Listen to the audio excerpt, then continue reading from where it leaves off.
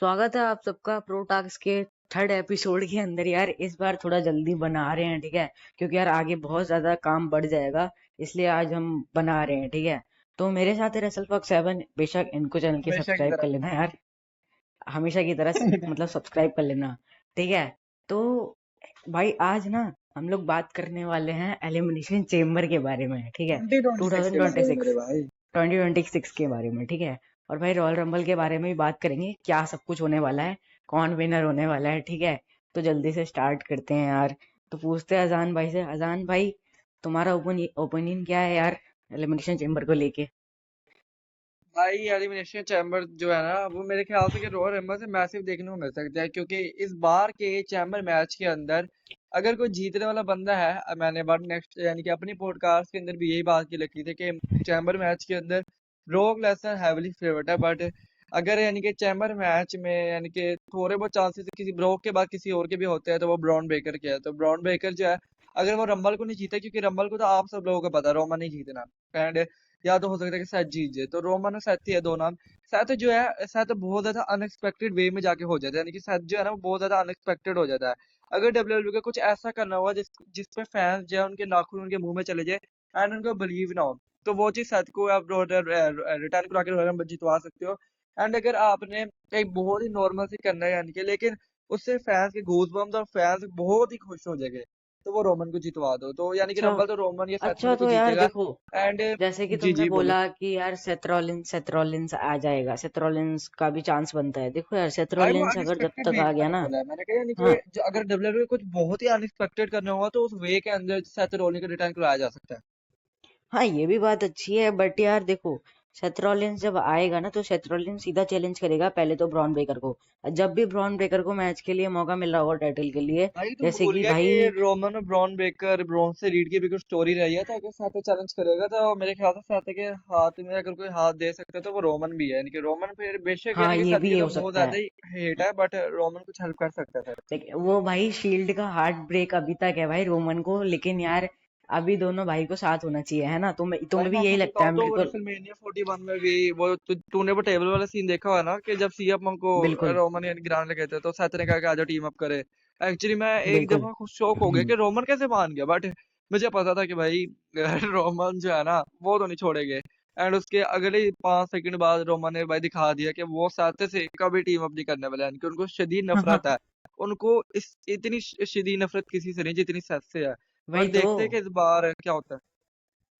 देखो यार अभी ना दोनों बंदे बेबी फेस में आएंगे वापस, ठीक है। अभी दोनों बंदे बेबी फेस में है, ठीक है। तो मेरे हिसाब से ना ये भी बनता है कि सेंस भी बनता है इस बात का कि भाई दोनों साथ में हो जाएं। और भाई अभी ना ये दोनों साथ में रहे 2 साल तक, 2 साल के बाद भाई डीन एम्ब्रोस का रिटर्न हो जाए, ठीक है भाई। फिर एक हमें एक लास्ट टाइम शील्ड देखने के लिए मिले, तुम्हें कैसा लगेगा? सच सच बताओ। अम, वैसे तो ये जो तू सिनेरियो बता रहा है, it's not possible right now, yes because बिल्कुल। जो इधर डीन एम्ब्रोज है, जो यानी कि dean Ambrose mean John Moxley, जो कि AEW का नाम है, NWL के नाम डीन एम्ब्रोज से जाने जाते हैं। तो अभी जॉन मॉक्सली के रिटर्न के बहुत ही कम चांसेस है एक्चुअल में, क्योंकि वो बहुत ज्यादा हैप्पी है AEW के साथ, उनकी सैलरी बहुत ज्यादा मैसिव है। तो उनको जरूरत ही नहीं WWE के अंदर रिटर्न करने के लिए। तो इसके चांसेस बहुत ही ज्यादा कम है क्योंकि जब तक डीन नहीं आएगा तब तक ये शील्ड की स्टोरी एंड नहीं होगी, एंड वो तब पॉसिबल हो सकता है जब उनका कॉन्ट्रैक्ट जो है खत्म हो जाए AEW के साथ। देखो यार एडब्ल्यू के अंदर ना उसका जो कॉन्ट्रैक्ट है वो मतलब पूरे 2028 के एंड में एंड होगा, ठीक है। अभी तो देखो डब्ल्यूडब्ल्यू से ज्यादा तक मतलब तार वो मतलब डब्ल्यूडब्ल्यू से जो दिन इनने गुजारे थे वो अब उससे ज्यादा एडब्ल्यू के अंदर गुजार चुका है, ठीक है। अब अब देखो इस बात का सेंस भी बनता है कि भाई एंड हो जाएगा तो यार मतलब 2029 के अंदर तो ये दो सब रिटायर ही हो जाएंगे। तुम्हारा जॉन वो रैंडी ऑर्टन रिटायर होगा, सीएम पंक रिटायर होगा, रोमन रेंस रिटायर होगा, सेथ रॉलिन्स रिटायर होगा, ब्रॉक लेसनर रिटायर होगा, और भी बहुत सारे रेसलर्स हैं वो जो भाई रिटायर नहीं होंगे। नहीं, तू गलत बोल रहा है। कोई रिटायर नहीं होगा, कोई भी रिटायर नहीं भाई होगा सब एक्चुअल रिटायर हो में, जाएंगे, WWE सीएम रिटायर पंक हो ने तो जाएगी। बोल भी दिया है। सीएम पंक भाई ने तो बोल WWE भी रिटायर दिया हो जाएगी, कह तो रहा हूँ, कोई रेसलर रिटायर नहीं होगा। है। अगर ये सारे रेसलर रिटायर हो गए तो ऑटोमेटिकली WWE रिटायर हो जाएगी फैंस के वही द्वारा। तो। क्योंकि किसी अब का देखो इंटरेस्ट नहीं मैं तुम्हें रहेगा। सच कौन बताऊं, देखेगा ऐसी WWE को, सच सुनसान बताऊं, WWE। जो लोग बोल रहे हैं ना अच्छा खासा फ्यूचर होगा डब्ल्यूडब्ल्यूई का। अभी पॉल हेमन, बस एक बंदा है जो पॉल हेमन ही है जो भाई संभाल सकता है डब्ल्यूडब्ल्यूई को, क्योंकि ये जो ब्रॉक लेसनर को ना वो पॉल हेमन ने ही बनाया है, ठीक है। और पॉल हेमन ने ब्रॉक लेसनर जैसे बंदों को बनाया, रोमन रेंज जैसे बंदों को यार बनाया, मैं तो बस यही और भी कहना बहुत सारे चाहूंगा बंदे कि हैं। नेक्स्ट ब्रोक लेसनर मुझे पता है कौन है। Next Brock Lesnar Bron Breakker है, ठीक है, इधर तो ब्रॉन एक बात बेकर तो है। सिलेक्ट हो गई। और नेक्स्ट जो इधर हाँ। क्या कहते हैं हमारे, क्या नाम है उनका एक्चुअल में, मैं उनको भूल गया कि जो क्या कहते हैं इधर डी डोमिनिक मिस्टेरियो है। एक्चुअल में डोमिनिक मिस्टेरियो जो है वो किसके है, यानी कि उनको जो आइडियल था, एक्चुअली मैं उसका नाम भूल गया। तुझे क्या पता है इसके बारे में, कोई एडी आइडिया गरेरो, है? एडी गरेरो, हाँ, एडी एडी गरेरो। गिरारो। जो नेक्स्ट एडी गिरारो है वो इधर क्या कहते हैं डोमिनिक मिस्टेरियो बन गया। Next Brock Lesnar Bron Breakker है। तो वो सारे नेक्स्ट तो मिल गए। नेक्स्ट सीना जो है वो कोडी को उन्होंने बना दिया। लेकिन जो बात है इधर कि नेक्स्ट का तो वो फील नहीं है ना जितना रियल की होती है। अगर तुझे एक तरफ कॉपी मिले एक तरफ रियल हाँ। मिले तो तू रियल को सिलेक्ट करेगा, जाहिर सी बात है। तो बात जो है ना वो इधर ये, तो फैंस का उनके अंदर कोई इंटरेस्ट ही नहीं होगा, क्योंकि उनको पता है कि वही स्टोरी वापस से यानी कि ये घुमा फिरा के लाएंगे, एंड उसके अंदर जो है इंटरेस्ट है वो फजूल हो जाएगा। तो मुझे नहीं लगता कि अगर सारे रास्ते चले जाते हैं तो उसके बाद डब्ल्यूडब्ल्यू को देखने वाला है। अगर कोई देखेगा तो वो हार्डकोर फैन होगा, एंड वो अगर ग्रीन शर्ट वाला बंदा है। अगर अगर सोचो आजान भाई, देखो विंस मैकमैन वापस आ जाते हैं डब्ल्यूडब्ल्यू कंपनी के अंदर 1 साल बाद। अभी तो देखो मुझे 77, पता है कि सॉरी एक 80 साल रिपोर्ट का इधर होने वाला सामने है। आई है। एक्चुअल में मैंने अभी ट्विटर खोल कर रिपोर्ट चेक की है, जिसके अंदर लिखा हुआ था विंस की जो क्या कहते हैं रिक फ्लेयर है, उन्होंने बताया कि जो विंस है उनकी हालत बिल्कुल सही नहीं है, उनकी जो हेल्थ है वो बिल्कुल भी सही नहीं है। एक्चुअली में ये हाँ रिपोर्ट आई उसका है। एंड एक्सीडेंट हो गया था। भाई बात ये नहीं है एक्सीडेंट, नहीं नहीं, मुझे नहीं लगता एक्सीडेंट हुआ कोई। रिक फ्लेयर ने ये तो नहीं अरे कहा कि भाई हुआ एक्सीडेंट था, हुआ।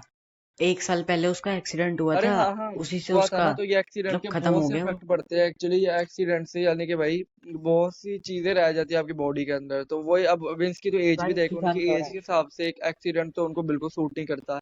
एंड मैं तो बहुत ज्यादा सरप्राइज हूँ कि हल्क होगन जैसा तगड़ा बंदा है, यानी कि उसको कुछ था भी नहीं, भाई एकदम से उसने टिकट यानी कि अपनी कटवा ली।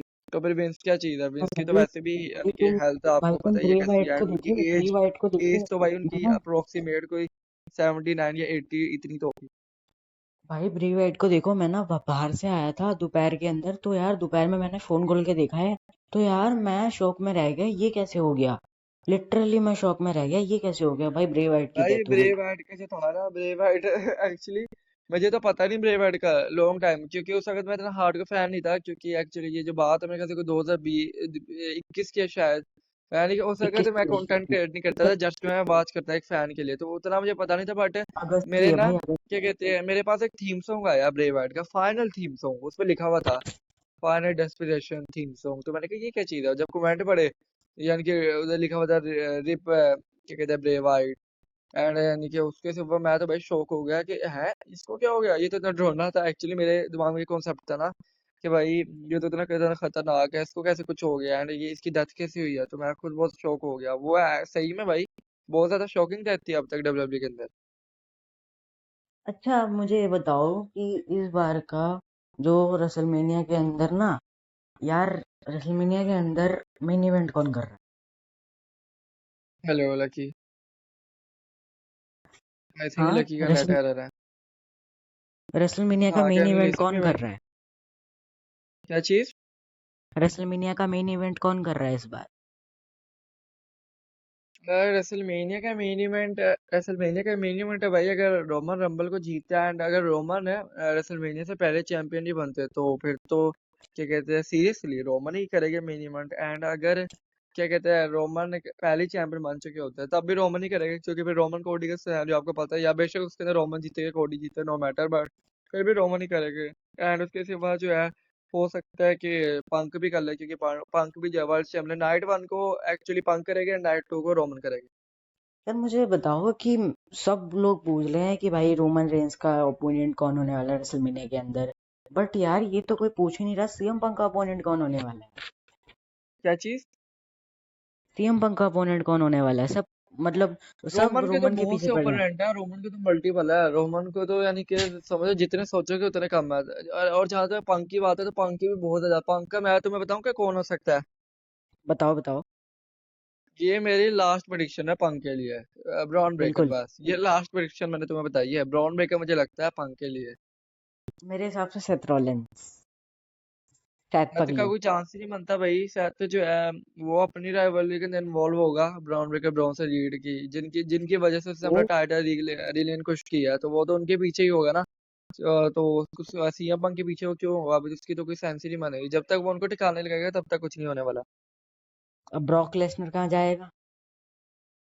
ब्रोक लेसनर जो है, मैंने तुम्हें बताया कि अगर चैम्बर जीत जाता तब चांसेस है, लेकिन अगर चैम्बर ने जीता तो फिर तो कोई चांसेस नहीं भाई।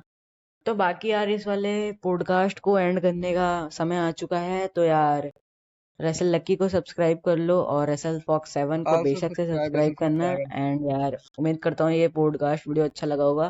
थर्ड एपिसोड था ये, फोर्थ एपिसोड भी बहुत ज़्यादा जल्दी आएगा। तो जब तक के लिए बाय बाय टाटा, ध्यान रखो, सेफ रहो, एंड लाइक एंड सब्सक्राइब।